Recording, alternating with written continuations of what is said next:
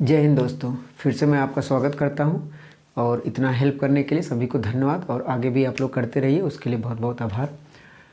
आज मैं ये जो मैं सेशन लेकर आया हूँ, ये प्रैक्टिस है। प्रैक्टिस का मतलब 4-5 क्वेश्चन हमने बोर्ड पे लिख रखा है, जो आपको that will be liking to you, आपको दिख रहा होगा। और ये इसलिए लाए हैं कि प्रैक्टिस बहुत ही ज़रूरी होता है, क्योंकि हम प्रैक्टिस कंटिन्यूसली हम लोग करते रहेंगे। करने का लाभ होगा ये कि अगर देखिए, सीधी सी बात है, जितनी प्रैक्टिस करेंगे उतने हमारे डाउट्स क्लियर होते हैं। अगर आप प्रैक्टिस नहीं करते तो समझिए कि ऐसा कभी कभी ऐसा होता है कि जो स्टूडेंट्स होते हैं, जो लोग तैयारी करते रहते हैं, फिर जो पढ़ते हैं, उनको लगता है कि हमें जैसे एक्टिव वॉइस आता है, नरेशन आता है, लेकिन जब वो क्वेश्चन को अटेम्प्ट करना शुरू करते हैं तब उनको ढेर सारी जो डाउट्स होता है वो निकल के आने लगता है। तो वो ना रहे, उसको कैसे दूर करें, वो एक ही तरीका प्रैक्टिस। और आपने सुना भी होगा कि practice makes us perfect, so let's do that. तो वही हम चीज़ें करते रहेंगे। तो हम आज 4-5 अभी ये हाल ही में जो रिसेंटली में यूपी टेट का पेपर हुआ था, उसी के 5 क्वेश्चंस हैं जो I have written on the board and I am going to explain these all questions. ये सभी मैं आपको एक्सप्लेन करूंगा अच्छे से। So let's start. तो जय हिंद दोस्तों फिर से, और आप अच्छे से वीडियो को देखें, समझें भी, और जो भी डाउट हो आप कमेंट बॉक्स में कर दीजिए। हम उसको आप पढ़ के आपका डाउट पूरा क्लियर करेंगे। एक अलग से वीडियो भी बना सकते हैं, कोई भी क्वेश्चन हो तो तब आप भेज सकते हैं, कोई दिक्कत नहीं है। हर तरीके से मैं आपके साथ हूँ and I will be helping at all. Okay, let's start. देखिए, जो क्वेश्चंस लिखे गए हैं हम स्टार्ट करते हैं। जो पहला क्वेश्चन है वो है चूज द करेक्ट सेंटेंस। इसमें हमें आइडेंटिफाई करना है, ये 4 ऑप्शन है। ए है the committee was divided on this point. Second है the committee was one on this point. The committee was, actually I forgot to write, ठीक है। The committee have one on this point and the committee were one on this point। ये 4 उसके option है, इसे हमें करना है और इसे हम समझ से देखिए। सबसे पहले तो इसको मैं एक्सप्लेन करने से पहले मैं आपको बता दूं, ये जो कमेटी है, आई होप कि red is very visible to all of you. ये कमिटी एक ऐसा नाउन है, ये कलेक्टिव नाउन में आता है। जैसे ये हो गया, इसका मतलब है कि ग्रुप ऑफ मेंबर्स, जो इसमें मेंबर्स होते हैं वो होता है ग्रुप ऑफ मेंबर्स। अब आप ये समझे, इसे मैं एक अभी एग्जांपल मैं लिखूं तो कहाँ लिखूं, यहाँ मैं आपको लिख देता हूँ। आप इन दोनों मतलब सेंटेंस को आप समझ सकते हैं, कि देखकर आप समझ सकते हैं कि मैं आपको बताना क्या चाहूँ। जैसे मैं ये लिख दूँ, जूरी वॉज यूनानिमस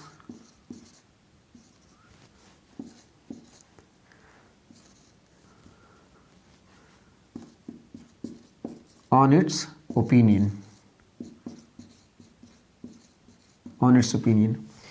एक मैं और लिखना चाहूँगा, आई होप कि ये दिख रहा होगा आपको। हम रेडी ब्लैक ही यूज़ कर लेते हैं, ये अच्छा रहेगा। दूसरा जो हम लिखेंगे वो है जूरी वर डिवाइडेड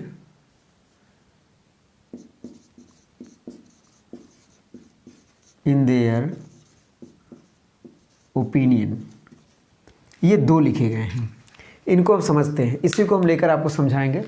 जैसे कमेटी एक नाउन है और वो कलेक्टिव नाउन, वैसे जूरी भी ये होता है मेंबर ऑफ, जो ग्रुप ऑफ जजेस, जो जजों का ग्रुप होता है वो क्या कहते हैं, जूरी कहते हैं। तो ये एक ऐसे कलेक्टिव नाउन होते हैं अगर ये अपने सहमति हो, जैसे एक सहमत हो। जैसे यहाँ पर आप देख रहे हैं कि jury was unanimous on its opinion, मतलब कि जो जूरी थे, जो ग्रुप ऑफ जजेस थे, वो सभी एक ही चीज़ पर सहमति थे, सबका सब सहमत थे। अगर यहीं पर होता कि वो सहमत ना होते, अगर वो सहमत ना होते तो इसका मतलब ये कि वो लोग अपने मतों में जो अलग अलग विचार है वो सबका अलग अलग विचार है, तब इसके साथ जो हम सब्जेक्ट यूज, जो हम वर्ब यूज़ करते हैं वो क्या यूज़ करते हैं, प्लरल। अगर आप ये ध्यान दें कि अगर जूरी के साथ, अगर जूरी अपने ओपिनियन में अलग अलग है, सबका जो ओपिनियन है वो अलग अलग आता है, तब जो हम वर्ब यूज़ करेंगे तो वो क्या होना चाहिए, प्लरल। अगर वो एक मत है, सहमत है, तो हम क्या यूज़ करते हैं, वॉज यूज़ करते हैं। वॉज करते नहीं, बल्कि ये सिंगुलर है इसलिए हमने यूज़ किया है। तो यहाँ पर जो है jury was unanimous on its opinion, तो ये सही है, बिल्कुल सही है। यहाँ पर jury were divided in their opinions, यहाँ पर हमने जो प्रोनाउन यूज़ किया है, जो पॉजिटिव प्रोनाउन यूज़ किया है वो देयर यूज़ किया है, और यहाँ पर हमने इट्स यूज़ किया। क्यों? चूँकि ये एक मत थे, तो एक को हमें सिंगुलर के प्रेफर करने के लिए हमारे पास यही था, हम कर सकते, ये हमारे पास प्रोनाउन था। अब अगर ये डिवाइडेड है अपने ओपिनियन में, तो हम क्या करते हैं, अगर वो डिवाइडेड हैं तो जाहिर सी बात है उनके लिए जो प्रोनाउन यूज़ करेंगे पॉजिटिव प्रोनाउन, वो भी क्या होगा, प्लरल होना चाहिए, और जो वर्ब यूज़ करेंगे वो भी क्या होना चाहिए, हेल्पिंग वर्ब जो हमने यूज़ किया वो भी क्या होना चाहिए, प्लरल होना चाहिए। सेम कंडीशन यहाँ भी है। तो हम देखते हैं कि कौन सा सही बैठता है। जैसे the committee was divided on this point, अब ये डिवाइडेड है तो यहाँ पर वर्ब होना चाहिए था, इसका मतलब ये वाला ऑप्शन गलत है, मतलब पहला तो ऑप्शन गलत हो गया। The committee was one on this point, इसका मतलब ये देखिए, ये कमेटी भी है, वॉज सिंगुलर की तरह यूज़ किया गया, और वो एक मत हैं। आगे भी देख लेते हैं, the committee have one on this point, अब ये एक मत तो है, लेकिन यहाँ पर जो हेल्पिंग वर्ब यूज़ किया गया वो क्या है, प्लरल है, तो इसलिए ये भी आपका नहीं हो सकता। The committee were one on this point, अब देखिए ये प्लरल यूज़ हुआ है, लेकिन जो उनके लिए जो प्रोनाउन भी यूज़ किया गया है, या जो ये क्या एक मत है, तो जाहिर सी बात ये सिंगुलर यूज़ होना था, तो यहाँ पर ये भी गलत। तो जो दूसरा वाला ऑप्शन है, ये ऑप्शन हमारा क्या होगा, ये आपका सही होगा कि ये सिंगुलर यूज़ किया गया है और वो एक मत भी है। तो ये हमारा जो second will be the right answer. आगे देखते हैं, which of the following is an example of simile, ये फिगर ऑफ स्पीच का क्वेश्चन है। फिगर ऑफ स्पीच आप जानते होंगे, जैसे हिंदी में अलंकार कहा जाता है, वैसे इंग्लिश में फिगर ऑफ स्पीच होता है जिसे अलंकार कहते हैं। अब अलंकार को समझते हैं, जो भी है हम आप समझ लेते हैं। देखिए एंजाइटी, इसे एंजाइटी ही पढ़ते हैं। Anxiety is sitting on her face, मतलब वो बहुत ही क्या है, उदास है, उदास है। Life is a dream, a lie has no legs, I wandered only lonely as cloud. देखिए ये जो anxiety is sitting on her face, देखिए एक होता है, इसमें कई आपके फिगर ऑफ स्पीच जैसे पर्सनिफिकेशन हो गया, अपॉस्ट्रॉफी हो गया, सिमिली हो गया, मेटाफर हो गया। यहाँ पर क्या है हम आपको बताते हैं, anxiety is sitting on her face. अब सिटिंग कोई, अब वो भाई उदास है, वो बात की बात है, लेकिन यहाँ पर क्या होगा, ये आपका पर्सनिफिकेशन हो गया। लाइफ इज अ ड्रीम, देखिए जब कभी भी मेटाफर का यूज़ होता है तो वहाँ पर हम लाइक या एज का यूज़ नहीं करते, डायरेक्टली हम उसी जिस चीज़ से हम कंपेयर करते हैं हम उसी को कह देते हैं। जैसे अगर हमें मून से किसी के फेस को अगर हमें कंपेयर करना हो तो हमारे पास वर्ड्स होते हैं, लाइक यूज़ कर सकते हैं, एज यूज़ कर सकते हैं, लेकिन हम क्या करेंगे, अगर हम डायरेक्टली ये कह दें कि हर फेस इज मून, तो आप क्या कहेंगे, भी डायरेक्टली आपने कंपेयर ना करके बल्कि हम वही को बता दिए। जब उसी को बता देंगे तो वहां पर होता मेटाफर। तो लाइफ इज अ ड्रीम, अगर आप यहां पर ये होता life is like a dream या एज अ ड्रीम, तो वो क्या होता, तो यहां पर जो है वो है आपका मेटाफर। आगे देखते हैं, अलाई हैज़ नो लेग्स, मतलब झूठ के पैर नहीं होते। देखिए पैर किसके पास होता है, एक इंसान हो या लिविंग थिंग्स हो, तो जो पर्सनिफिकेशन होता है, मतलब किसी भी ऐसे डेड चीज़ों को या जो नॉन लिविंग थिंग्स होता है, जब उसे हम मानव के रूप में, मतलब एक ह्यूमन बीइंग की तरह, एक जीवित प्राणी की तरह जब उसे बिहेव, उसको अपने ट्रीट में लाते हैं, उसके व्यवहार में लाते हैं, तो वो होता है पर्सनिफिकेशन। तो ये आपका क्या हो जाएगा, ये होगा आपका पर्सनिफिकेशन। ये जो आपका फिगर ऑफ स्पीच है वो है। अब ये देखते हैं, I wandered lonely as a cloud. देखिए मैंने क्या कहा, मतलब मैं अकेले ही ऐसे भटकता रहा जैसे कि कोई बादल हो।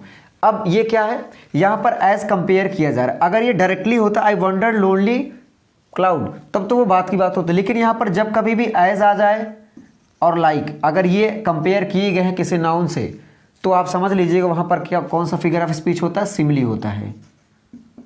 ठीक, तो यहाँ पर जो राइट आंसर होगा वो होगा डी। क्यों, क्योंकि इसमें एज और लाइक का मतलब एज यूज़ किया गया, कंपेयर किया गया, तो ये जो ऑप्शन होगा, ऑप्शन नंबर डी इसका सही होगा। इसमें से सिमिली का एग्जांपल कौन है, ये है। बाकी ये पर्सनिफिकेशन है, ये पर्सनिफिकेशन और ये क्या है, मेटाफर है। ठीक, आगे चलते हैं। Select the antonyms for the word, हालांकि इसे हमें एरेज करना पड़ेगा। देखिए ये तो आपको समझ में आ ही गया होगा, हम आपको बताते हैं। देखिए इसमें हमें सिनोनिम्स, मैंने आपको बताया था जब इंट्रोडक्शन क्लास हमने ली थी, तो मैंने आपको बताया है कि वोकैबुलरी तो बहुत ही ज़रूरी है, क्योंकि किसी भी चीज़ों को, किसी भी, आपको पता ही है कि इंग्लिश को जितना ज़्यादा आप समझ सकते हैं उतना अच्छा स्कोर कर सकते हैं। तो समझने के लिए आपको क्या चाहिए, वोकैब। तो वोकैबुलरी का भी हम मतलब I will be trying my best, कोशिश करते रहेंगे कि वोकैबुलरी का रोज़ कम से कम 4 या 5 मतलब एंटोनिम सिनोनिम हो जाए। अब आप देखेंगे कि ये 4 क्वेश्चंस हैं, तो इनमें आप देखेंगे कि बहुत ढेर सारे क्या हो जाएंगे। There is something missing I think, inimicable. So यहाँ पर जो आपका क्वेश्चन है वो है इनिमिकल एडवर्स, इसलिए हमें खोजना था एडवर्स, हम भूल गए हैं। तो ये लिखा है एडवर्स, एडवर्स का हमें सिनोनिम खोजना है, ठीक है। एडवर्स का हमें सिनोनिम खोजना है। हमने actually I forgot to write the question and the options I have written here, तो वो मैं भूल गया था इसलिए लिख रहा है। एडवर्स का हमें क्या खोजना है, इनिमिकल। अब इसका हमें एंटोनिम खोजना है। एडवर्स का एंटोनिम खोजते कैसे, देखिए सबसे पहले तो इनिमिकल क्या होता है हम आपको बता दें। एडवर्स ही समझते हैं। एडवर्स का मतलब होता है जब विपरीत परिस्थितियां होती हैं, जैसे अगर इसे एडवर्सिटी भी इसी से बना होता है, एडवर्स भी इसी से, मतलब एडवर्स से ही एडवर्सिटी बनता है। एडवर्सिटी का मतलब होता है जैसे कैटास्ट्रॉफ हो गया, कैलामिटी हो गया, डिजास्टर हो गया, और ये एडवर्स है तो यहाँ इसके संदर्भ में हम लिख सकते हैं अनफॉर्चून लिख सकते हैं, अनफॉर्चून लिख सकते हैं, अनफेवरेबल लिख सकते हैं, अनफेवरेबल। देखिए जिस वर्ड के सामने मैं वर्ड्स को लिखूंगा वो उसके सिनोनिम्स होंगे। तो एडवर्स, अनफॉर्चून, अनफेवरेबल ये एक ही चीज़ें हैं। अब इसको समझते हैं। इनिमिकल हम क्या बोल सकते हैं, इनिमिकल क्या होता है, ये होता है, इसे बोला जाता है हार्मफुल, हम इसे कहते हैं हार्मफुल। और अगर वर्ड आप लिखना चाहें तो आप लिख सकते हैं डिलीटेरियस भी होता है। हार्मफुल को आप इसको आप लिख सकते हैं इंजरियस। वर्ड्स तो बहुत हैं, कितने लिखें। देखिए इनिमिकल का जो सिनोनिम होता है वो होता है हार्मफुल, इंजरियस, डिलीटेरियस एंड बेलिरेजेंट होता है। और ये मतलब और वर्ड्स होते हैं। फ्रेंडली का मतलब होता है जो मिलनसार हो, मतलब कि ग्रेगेरियस आप कह सकते हैं। तो इसका अगर आप वर्ड चाहें तो ग्रेगेरियस होता मिलनसार आप लिख सकते हैं, मतलब कि जो घुल मिल के रहता है उसे बोलते हैं फ्रेंडली। रहता नहीं, वो बड़ा ही फ्रेंडली रहता, तो जो लोगों में मिलजुल के रहता है उसे बोलते हैं ग्रेगेरियस बोलते हैं, मिलनसार बोलते हैं। और ये हार्मफुल तो आपको पता है तो इसको समझ ही जाएंगे। और एडवर्स का मतलब विपरीत परिस्थितियाँ या दुर्भाग्य जिसे कहते हैं। अनफॉर्चून, अनफेवरेबल, इसकी हिंदी लिखने की ज़रूरत मुझे लगता नहीं है, चूँकि अनफॉर्चून आपको पता है तो ये भी आप समझ सकते हैं। अनविलिंग का मतलब क्या, जो इच्छा ही ना हो, तो आप कह सकते हैं अनइंटरेस्टेड, अनइंटरेस्टेड कह सकते हैं, मतलब जिसकी इच्छा ना। हॉस्टाइल, हॉस्टाइल का मतलब होता है जो अग्रेसिव हो, जैसे कुछ लोग होते नहीं कि तो बहुत जल्दी गुस्सा हो जाते हैं, जो शॉर्ट टेम्पर्ड होते हैं, उन्हें आप कह सकते हैं हॉस्टाइल। तो इसका अगर हम सिनोनिम की बात करें तो आप एग्रेसिव लिख सकते हैं। एग्रेसिव के साथ साथ आप लिख सकते हैं एंटागोनिस्ट भी होता है।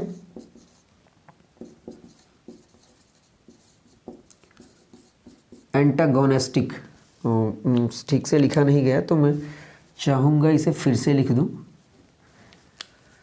एंटागोनिस्टिक, ठीक है। ये सभी क्या, देखिए फिर से मैं बता दूं कि जिस वर्ड के सामने मैं अगर वर्ड्स को लिख रहा हूं तो वो उसका सिनोनिम होगा। बाकी क्वेश्चन जो पूछ रहा है वो हम उससे करेंगे। जैसे इसमें लिखा गया था एंटोनिम खोजना है। एडवर्स क्या होता है, अनफॉर्चून होता है, अनफेवरेबल होता है, ये हार्मफुल, इंजरियस है।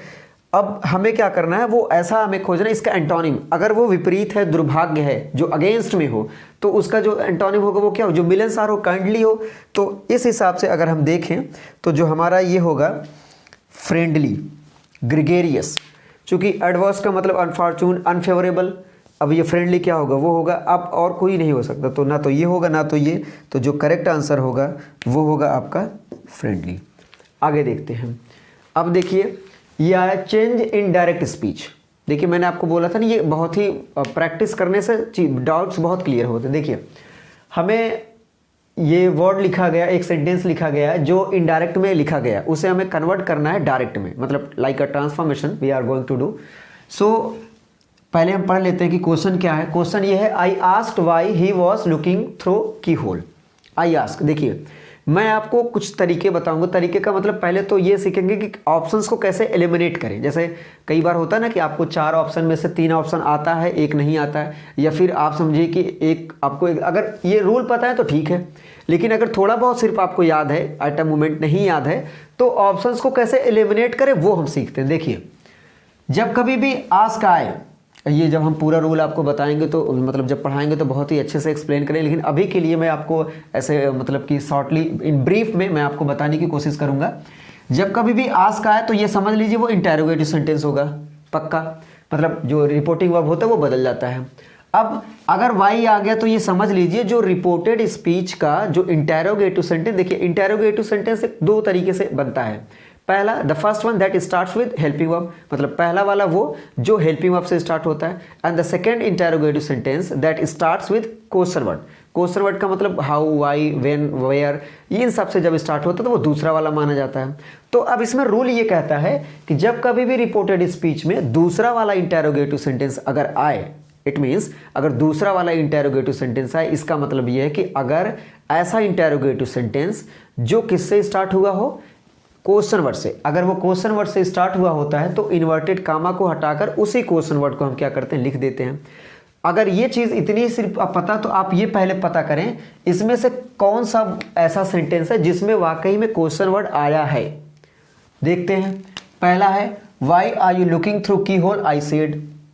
जैसे ये जो प्रोनाउन वगैरह चेंजेस के होते हैं वो ठीक है, अगर आपको पूरा रूल है याद हो तो ठीक है। At the moment while attempting the question, जब आप इस क्वेश्चन को अटेम्प्ट कर रहे हैं, फिर अगर आपको ढेर सारा रूल नहीं पता है पूरा, तो ऑप्शन को कैसे एलिमिनेट करता है, अभी रूल तो मैं पूरा बता दूंगा। अगर रूल बताने लगूंगा तो it's going to be durable, your video जो वीडियो होगा थोड़ा सा ड्यूरेबल हो जाएगा, ज़्यादा मतलब ड्यूरेशन बढ़ेगा। तो फिलहाल मैं ब्रीफ में ही बताऊंगा तो कैसे ऑप्शंस को एलिमिनेट करते हैं। ऑप्शन एलिमिनेट करना एक बड़ी अच्छी कला है, अगर आपको वास्तव में आता है। जैसे हमने ये देखा कि अगर ये है तो हमने ऑप्शन करके कर दी। अगर आपको रूल पता है तो ठीक है, मतलब अगर ये पता कि ऐसे होता है तो ऐसे ऐसे चीज़ों को करना बड़ा ही आसान होता है। वैसे यहाँ तो बहुत ही अच्छा होगा कि कैसे ऑप्शन को एलिमिनेट करके आंसर को फाइंड आउट किया जाता है। चलिए करते हैं। हमने बताया ना, अगर वाई आया है तो ये मान के चलें कि जो रिपोर्टेड स्पीच के इंटेरोगेटिव सेंटेंस था वो उसमें क्वेश्चन वर्ड आया होगा डेफिनेटली। हालांकि प्रोनाउन को बदलने का रूल भी है, वो मैं जब मतलब उसका बारी आएगी तो आई एक्सप्लेनिंग वेरी वेल। देखिए, why are you looking through की whole I said, do not look through the, ये तो पहले ही गलत है। क्यों गलत है? गलत इसलिए है, ये है आपका इंपरेटिव सेंटेंस। इंपरेटिव सेंटेंस तो भाई उसमें वाई तो मतलब इन्वर्टेड कामा में या तो नॉट टू लगेगा, या फिर और रिपोर्टिंग अब आप देखेंगे रिक्वेस्टेड होगा या अबाइड होगा, या आप समझ लीजिए फॉरबिड होगा। ऐसे मतलब देखिए, रिक्वेस्टेड आ सकता है, सजेस्टेड आ सकता है, एडवाइज आ सकता है, और उसके बाद आप फॉरबिड आ सकता है, ठीक है, ऑर्डर आ सकता है, ये आएंगे। लेकिन नहीं है तो मतलब ये तो हो ही नहीं सकता। You are looking through the की होल आई सेड, अब इसमें तो क्वेश्चन वर्ड है ही नहीं, ये भी नहीं हो सकता। Are you looking through the keyhole, देखिए ये एक तो इंटेरोगेटिव सेंटेंस है, लेकिन हमने क्या बताया आपको कि अगर आई सेड इन्वर्टेड कामा की जगह पर अगर वाई आया हो, क्वेश्चन वर्ड आया हो, तो ये मान के चले नरेशन में कि जो रिपोर्टेड स्पीच में मतलब जब वो डायरेक्ट था तब रिपोर्टेड स्पीच में क्वेश्चन वर्ड आना बहुत ही ज़रूरी है। तो यहाँ पर देखिए एक ही ऐसा ऑप्शन है जिसमें why are you looking through की होल आई सेड, तो ये वाला ऑप्शन क्या हो गया आपका, सही हो गया। तो ये है ऑप्शन को एलिमिनेट करना। अगर आपको पूरा रूल आता है तो देखिए ऐसा है, हमारे पास तो पेपर हम अटेम्प्ट करते हैं तो टाइम को मैनेज करना पड़ता है। अगर आप पूरा रूल ऐसे लगा के करेंगे कि आई सेड मतलब ये थर्ड पर्सन होगा इसलिए नहीं बदला है, ये किसके अकॉर्डिंग बदलता, तो it's going to take time, actually it will take us time, हमें समय लगेगा। It will not be working well, अच्छे से काम नहीं करे। क्यों नहीं करे? जो मतलब टाइम कंज्यूमिंग होगा ना, हमें टाइम को कंज्यूम नहीं करना, बचाना है। जितना ज़्यादा सेव करेंगे बाद में हमें मैथ्स में वगैरह में हेल्प करेगा। तो ये ऑप्शन क्या हो गया, इस तरीके से सही हो गया। पांचवा हम करते, देखिए चेंज इनटू एक्टिव वॉइस। हम आपको बता दें कि मैं नरेशन एंड वॉइस आपको ऐसा समझा दूंगा कि आप भूलेंगे ही नहीं जल्दी, इतनी प्रैक्टिस और समझा देंगे। फिलहाल अभी के लिए तो ऐसे ब्रीफ में ही चेंज इनटू एक्टिव वॉइस, ये पैसिव में दिया गया है और एक्टिव में करना है। तो 2-3 चीज़ें मैं ऐसे ब्रीफ में बता दूं कि एक्टिव एंड पैसिव में क्या है। हम सब्जेक्ट को ऑब्जेक्ट बना देते हैं, एज यू मतलब आपको पता भी होगा जितने भी लोग हैं, और पैसिव से एक्टिव बना देते हैं। तो आप देखिए विजिटर्स वर शोन, देखिए and the newborn by the woman, मतलब वो जो औरत थी उसको बच्चा हुआ था, तो वो जो लोग आ रहे थे मिलने उसको, तो वो सभी बच्चों, मतलब जो नया बच्चा पैदा हुआ तो उसको दिखा रहे थे। समझिए कैसे इसमें ऑप्शन को एलिमिनेट करना। पहली चीज़ तो ये वर्ड शोन है। अब वर्ड शोन का ये इसका मतलब ये है कि ये पास्ट इंडेफिनिट हुआ होगा, इसलिए पास्ट इंडेफिनिट में हम क्या करते हैं, हेल्पिंग में हम वाज एंड वर का यूज़ कर लेते हैं। और आपको मैं बता दूं यूनिवर्सल ट्रूथ, मतलब हमेशा पैसिव वॉइस में ऑलवेज वर्ब का थर्ड फॉर्म लगना तय है। ये आप हमेशा मान के चलें कि वर्ब का थर्ड फॉर्म पैसिव में लगेगा, श्योर है, चाहे वो कंटिन्यूअस का हो, चाहे परफेक्ट का हो, चाहे इंडेफिनिट का हो, अगर वो कोई भी हो वर्ब का थर्ड फॉर्म लगना श्योर है। ये तो पहली चीज़, मतलब एकदम ये ट्रूथ है, मतलब अगर आप यूज़ किए तो ज़रूर आप ये नोट करें। तो विजिटर्स वर सोन, मतलब वो थर्ड फॉर्म आया तो जाए तो ये, और इन्होंने बताया भी कि इसे एक्टिव में बदलना है, तो हम क्या करेंगे, visitors were shown the newborn by the woman. अब बाय द वुमन है तो हम सीधी से पहले तो ये हमारा क्या होगा, सब्जेक्ट होगा, और ये सब्जेक्ट होगा, और हमें ये देखना है कि भाई पास्ट इंडेफिनिट क्या है। जो पास्ट इंडेफिनिट होगा और जिसमें ये सब्जेक्ट की तरह काम कर रहा होगा वही हमारा आंसर होगा। तो देखते हैं, द वुमन सोड the visitors the new born baby. देखिए वुमन क्या है इसमें, वो है, और सोड पास्ट इंडेफिनिट भी यूज़ हुआ है विजिटर्स को, तो ये वाला ऑप्शन सही हो। आगे हम पहले देख लेते हैं। देखिए द वुमन हैज़ तो हो ही नहीं सकता, बिल्कुल नहीं हो सकता। आप सोचिए अगर ये होता तो, अगर ऐसा होता तो यहाँ पर हैज़ सोन ठीक है, लेकिन ये क्या है, पास्ट में है, ये तो इन्होंने प्रेजेंट में यूज़ किया, तो ये बिल्कुल नहीं हो सकता, ये वाला भी cancel. The woman might have sewn, अब ये तो भाई प्रोबेबिलिटी की तो कोई बात ही नहीं है, कोई इसमें पॉसिबिलिटी को दिखाई नहीं जा रहा, तो ये भी, और अब मतलब कि सीधी सी बात है, अगर is am are third form है, was and verb third form है, तो वो इंडेफिनिट होगा। प्रेजेंट परफेक्ट तो नहीं हो सकता, ये भी परफेक्ट है, ये भी नहीं होगा, ये भी परफेक्ट यूज़ किया है, ये भी नहीं होगा। तो जो ऑप्शन बच रहा है, एक ऑप्शन आउट था एक्चुअली, आई डिडंट राइट, मैंने लिखा नहीं, तो ये वाला ऑप्शन क्या होगा आपका, सही हो जाएगा।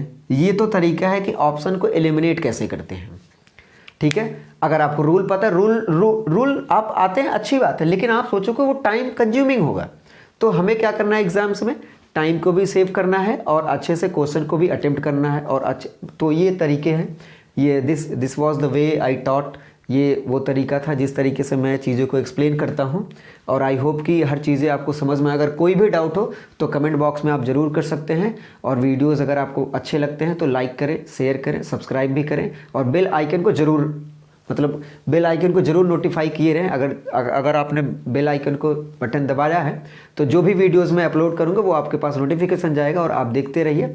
और मैं बार बार कोशिश करूंगा कि ये प्रैक्टिस सेट्स वगैरह आते रहें। देखिए मेरे साथ प्रैक्टिस करने का बेनिफिट ये रहेगा कि मैं उसके साथ जो रूल्स होते हैं उसको भी मैं एक्सप्लेन करते रहता हूँ, तो मतलब आपको रूल्स भी उसके साथ रिवाइज हो जाएगा और प्रैक्टिस भी होती रहेगी। और वकैब का मैं उसे करना है, वकैब की भी हमें लेना है, क्योंकि वकैब तो बहुत ही ज़रूरी है। वकैब का मतलब वर्ड्स पावर, वर्ड्स मीनिंग, वो जब तक आपका अच्छा नहीं रहेगा तब तक आप अच्छा कंप्रीहेंशन में, अनसीन पैसेजेस में नहीं समझ पाएंगे। हालांकि क्लोज टेस्ट में भी, फिलिंग द ब्लैंक्स में भी चीज़ों को आप गड़बड़ कर जाएंगे, क्यों? क्योंकि वर्ड पावर होना बहुत ही ज़रूरी है। तो उस पॉइंट ऑफ व्यू से हम ये भी करेंगे, वकैब की भी 2 4 5 रोज़ सिनोनिम सेंटोनिम करते रहेंगे, तो उससे हमारी क्षमता भी बढ़ती रहेगी, वो भी हम करते रहेंगे। और ये भी रहा आज के लिए। आई होप आपको अच्छे से समझ में, जो भी हो आप आराम से कमेंट बॉक्स में कर सकते हैं। जय हिंद दोस्तों।